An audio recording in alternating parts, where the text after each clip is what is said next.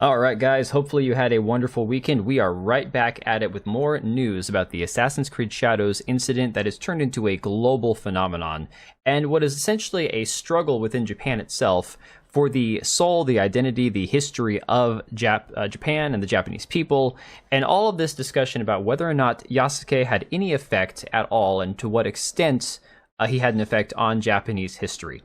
So we've already covered this article from that Park Place. We'll do a little refresher on this just to kind of get you up to speed.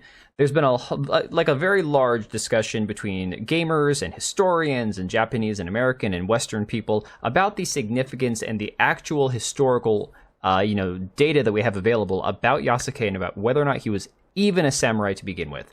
And this has turned into what is essentially a diplomatic incident in Japan, where there are senators involved and political aides who are discussing whether or not they're going to bring this before their legislature to discuss Ubisoft essentially having a hand in rewriting and telling fiction in place of history and then claiming that it's all based on historical data.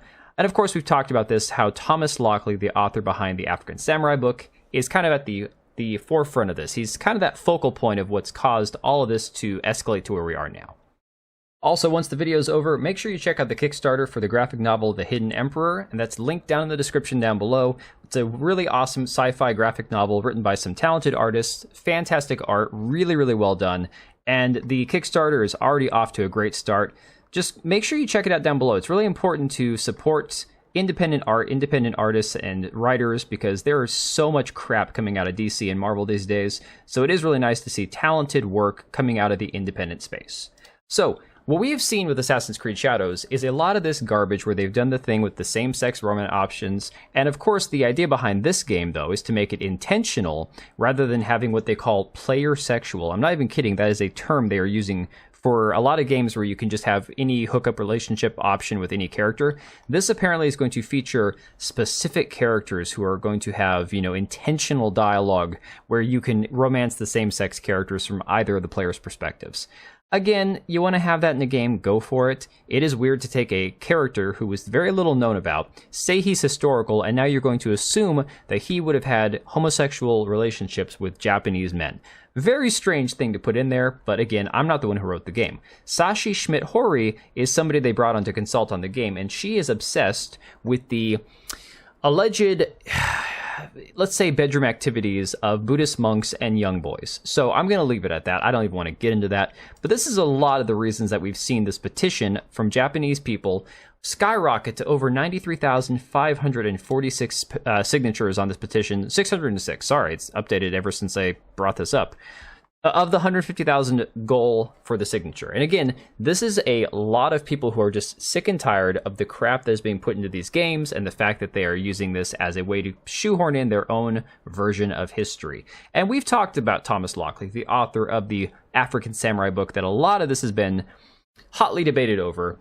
He went through and edited his own Wikipedia pages, tried to become an editor on Wikipedia so he could basically edit the sources to verify the claims he makes in his own book. And I don't want to rehash too much of this. Long story short, we had talked previously about how Nihon University had removed his resume. That has turned out to be not factual, unfortunately. Apparently, it is still there despite this website, tweetsoku.news, claiming that it had been allegedly removed. So unfortunately, we got that one wrong, but sometimes you report on a story and things change afterwards. So I just want to make that correction. Of course, they've talked about, is he the next Samarugachi Mamoru? I have no idea who this guy was. Apparently, this is a really fascinating story. This guy was a composer from Japan who falsely stated that he was totally deaf. He said throughout his career that he was deaf, which led to foreign media dubbing him a digital age Beethoven. Also, the name credited for the video games Resident Evil DualShock version and Onimusha Warlords. In February 2014, it was revealed that most of the work attributed to him over the previous 18 years had been written by Takashi Nagaki. So this is just fascinating that they're comparing Thomas Lockley to this guy, who, of course, according to Reddit, says he's a deaf Japanese composer who was known as the Digital Age Beethoven, creator of Onimusha's OST, but it later turned out that all of his works in 18 years were actually written by a ghostwriter, and his deafness is all fake. And this is the guy that they are comparing Thomas Lockley to. So now today we have a new report, and this is getting to the meat and potatoes of the video, guys. Japanese historian Yu Hirayama says that the Yasuke was a samurai. There seems to be a lot of talk about Yasuke, a black man who served Nobunaga Oda. Historical records about him are quite scarce, but there is no doubt that he was a samurai serving Nobunaga. I can say this because the historical documents that we have state that Nobunaga gave him a stipend, he was given a house, and he was given a sword. Now, this is from Culture Crave here on Twitter, and of course, you would expect these kind of responses in the Twitter thread here. Neckbeard's gonna go crazy over this. You have this other one here, it says, let's see, bros stood on business with quite scarce. What will the racists say now? So honestly, they're using this as some sort of white versus black race swapping. If you disagree with this one historian, yeah, you're just a white racist neckbeard is the way they're going with it. But we're used to seeing this from The Gamer, where they say Japanese historian says there is no doubt that Assassin's Creed Shadows Yasuke was a samurai. So case closed. The Gamer says this is done, this is over, case closed, finished. We don't need to hear from anybody else. Of course, they have to point out here that beyond the claims that Assassin's Creed was going, quote, woke for having a black protagonist, one of the big controversies surrounding the game is Yasuke's status as a samurai. Although it's been suggested for some time that Yasuke was a samurai, the sparse number of historical documents about him have caused some to question that claim, especially now that he's starring in an Assassin's Creed game. And then, of course, they go on to quote this quote-unquote historian who we're going to get into right now.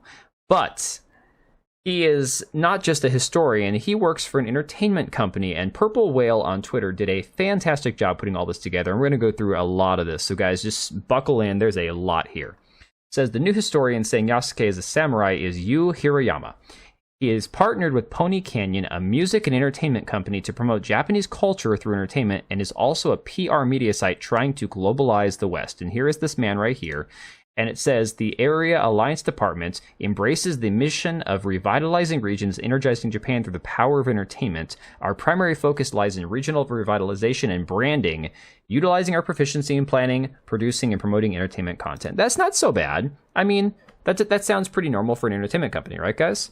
Pony Canyon Inc. announced its aggressive global strategy at the Pony Canyon USA Incorporated press conference held in Los Angeles, USA. Okay. No big deal. So they are an entertainment company. They want to promote stuff globally. That sounds pretty rational. Well, now we're going to get into some more of the actual details here. Purple Whale goes on to say, 2024 is Pony Canyon's first year of globalization and has met with U.S. music industry members and U.S. press to help with the expansion of their newly established North American branch for music and anime. It always happens when Japan opens a branch in California. And right here where that's highlighted, it says, Pony Canyon, whose management plan has crossed the border, has positioned 2024 as its first year of globalization, and following the establishment in July of its Asian base, Pony Canyon Entertainment Taiwan Incorporated. Down here it says, the event was attended by a standing room only crowd of people from the music and animation industries in the US and abroad, as well as members of the Japanese and US press who had been paying attention to the announcement of the relaunch of its full-scale North American base and its strategies. See, the thing is they're trying to appeal to that American left-wing California audience, essentially is what we have here. He goes on to say that MUFG, aka MUFJ, which is lending money to Fuji Media Holdings, which owns Pony Canyon, who is promoting Yu Hirayama as a historian, promoting Yasuke, was a historical samurai for Ubisoft Assassin's Creed, is majority owned by none other than Blackrock, Vanguard, and Goldman Sachs. I'm sorry, that was a long-winded sentence, guys, but basically, the long and the short of it, it all goes back to those three companies pushing the DEI ESG initiative. And you can see right here, it says institutional ownership and shareholders. The largest shareholders of this Mitsubishi UFJ Financial Group include Aristotle Capital Management, LLC, Bank of America, Vanguard, Goldman Sachs, Morgan Stanley, Fisher Asset Management, Northern Trust Corp, BlackRock, the usual suspects. Further down, it says Pony Canyon's U.S. distribution is handled by Right Stuff Media, which is a subsidiary of Crunchyroll, which is owned by Sony Pictures and Sony Music Entertainment. And I remember recently Crunchyroll disabled the comments from their user reviews because they don't want people criticizing their products. Sony is a very censorious company. We're going to get into more of them in my other video that's coming out in the morning. So, of course, you see this right here. Right Stuff Inc. announces exclusive distribution deal with Pony Canyon. All right, so here you go. And now it says in this next slide right here, RightStuffAnime.com subsidiary, parent company Crunchyroll LLC. And again, we're getting more of these connections here. Uniting through anime. Crunchyroll is an independently operated joint venture between US-based Sony Pictures Entertainment and Japan's Aniplex, a subsidiary of Sony Music Entertainment, both subsidiaries of Tokyo-based Sony Group Corporation. Tokyo Rainbow Pride 2024 sponsorship and exhibition. And again, more of the same garbage about promoting diversity as one of its values, and as part of this respects gender, gender identity, and sexual orientation. Sony promotes the creation of workplaces in which LGBTQ employees can be themselves and work safely in each country and region. In Japan, the Sori Group is engaged in the following activities. And again, this is just more of the same crap that we've seen pushed time and time again, but it gets even better. Fuji Media Holdings owns Pony Canyon. The biggest lenders of FMH are included below. MUFG or MUFJ has one of the strongest grips on DEI. They were also one of Sony's financial backers when Sony first started. And you can see right here, principal lenders. And then on the next slide here, building a better future for our people, featuring diversity, equity, and inclusion. Again, more of the same garbage that we're seeing here being pushed by a Japanese financial group. At MUFJ, our vision for promoting inclusion and diversity is enlighten, encourage, empower, work together as a group to exceed customer expectations. It just gets so exhausting, guys. Again, MUFJ, inclusion and diversity on a global basis. These are companies that are inherently woke, inherently pushing this ESG agenda, and it just keeps continuing on here. Yuko Kaifu, the president of Japan House, who is supporting Pony Canyon's global expansion, previously worked at MUFG Bank as well as holding official political titles in Japan. So in 2007, she left the government to work at the Japanese American National Museum as the vice president, and then at MUFG Union Bank as a managing director of corporate communications from 2009 to 2016. She joined Japan House Los Angeles in January 2016 to start up the organization. Okay? Tracking with me so far? Together with Japan House, we will continue to support your future and your adventures. In her opening remarks, Japan House Director Yuko Kaifu said, "We hope to receive the cooperation of everyone in the audience for many years to come." She also stated that more institutions and companies need to be more energetic in their mutual support for the broad dissemination of Japanese content. And again, the question comes down to, what is this Japanese content? Is it true to Japanese culture, or is it strictly them pushing an agenda? Another thread here from Purple Whale says, State Street Bank is listed as one of the shareholders in many Japanese gaming companies, including Konami, Square Enix, and Bandai Namco. State Street Corporation is owned by Blackrock, Vanguard, and JP Morgan Chase, among others. But wait, there's more. Master Trust Bank of Japan is also a large shareholder for Konami, Bandai Namco, and Square Enix. Master Trust Bank of Japan is owned by Mitsubishi UFJ Trust and Banking, MUFG again. Mitsubishi UFJ Trust and Banking, owned by BlackRock, Vanguard, Goldman Sachs, etc., showing fund money for these Japanese companies are coming from global banking institutions, all right? So it all goes together, guys. It just is one gigantic group of the same types of people, and it crosses borders, it crosses nationalities, it's all the same. Now, here's the question. Why does this matter? Well, it matters because this guy, Hirayama Yu, works for these companies. Now, the crazy thing is we could go through all these threads and listen to everything he says regarding Yasuke about whether or not he really was a samurai, and Packer Girl did an amazing job putting together all these threads, and I'm going to try to link as many of these down below in the description for you guys, talking about the effect that he's had as far as like his research he's done and what he truly believes, despite the fact that he doesn't offer any new evidence to support the idea that Yasuke is a samurai. It's just, I'm a historian, I interpret it this way, it must mean this thing. The thing about it is, and Grums does a little write-up of this, and we've kind of covered all this, so I'm going to skip over this one, guys. You can go and find these on Twitter if you really want to read some of these. He does a pretty good breakdown.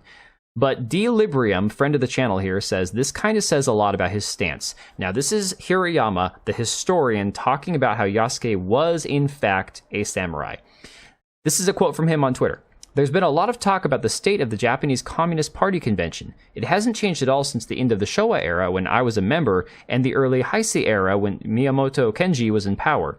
During my time, I remember Iri Kazutomo being expelled for criticizing Miyamoto Kenji, but I wonder how long they intend to hold on to Lenin's unique organizational theory, which sought to build a party under Russia's unique autocratic regime, as a golden rule.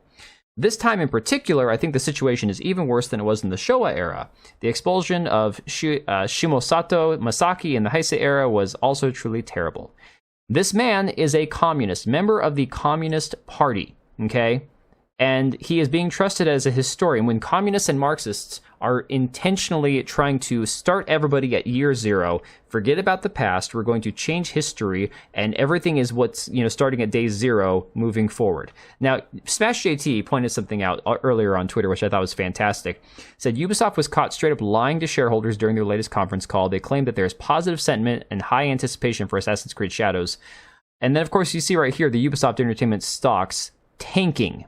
just tanking the last couple days, absolutely nosediving.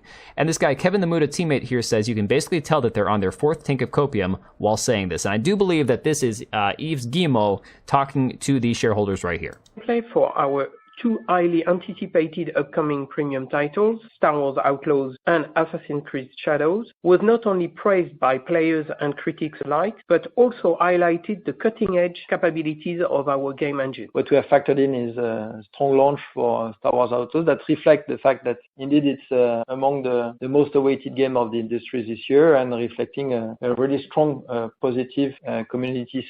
Says that these games, Star Wars Outlaws and Assassin's Creed Shadows, are among the most anticipated games of the year. Sentiment, and also we expect the Shadows to be the most ambitious title of the series. It should do very well through the busy season. Okay, so and when you talk about it being the most ambitious, are you hoping for it to be the best-selling Assassin's Creed game? Is that how I can read that commentary? Could you talk about pre-orders for both Outlaws and Shadows and how they compare to previous titles? So in terms of, we don't disclose nor comment pre-orders usually. What we can say is that what we've been observing and measuring is that our 2 big titles actually are indeed among the most awaited games of the industry, and they enjoy a very strong positive community sentiment overall. Shut it down! Shut it down! Turn everything off! No! Ban them all! Absolutely lying through his teeth. You can just hear it in his voice there. He cannot say that these games are the most pre-ordered, that they're the most, that they expect to sell the most copies. What he will say is that they're the most anticipated of the series. So guys, I know this video ran a little long. I appreciate you guys all sticking with me through this. It's been a lot of information to go over. Share your thoughts down below. Make sure you check out the Kickstarter for the Hidden Emperor.